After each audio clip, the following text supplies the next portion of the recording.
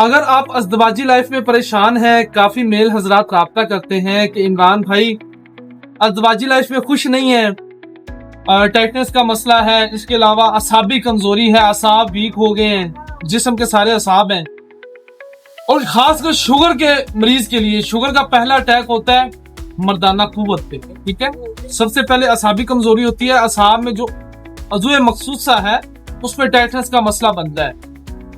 तो उनके लिए बेहतरीन टानिक है मजून शबाब और हमदर्द लेबोरेटरी की भी अवेलेबल है।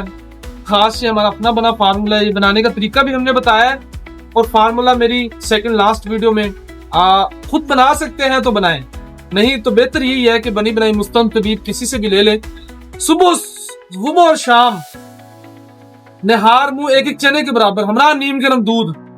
और ये नाग तिला है, नाग तिला आपके नाक को ऐसे जबरदस्त सख्त करेगा जैसे कि हदीद होता है, लोहा। ठीक है, ये सिर्फ बातें नहीं है, ये हमारी अपनी बनी रजिस्टर्ड फार्म 7 के साथ प्रोडक्ट है।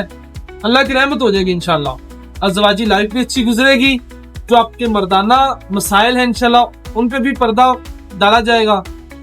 तो ये एक परमानेंट ट्रीटमेंट है, ये छोटा सा पैकेट यूज करने से 8-10 साल बंदे के अच्छे गुजर जाते हैं।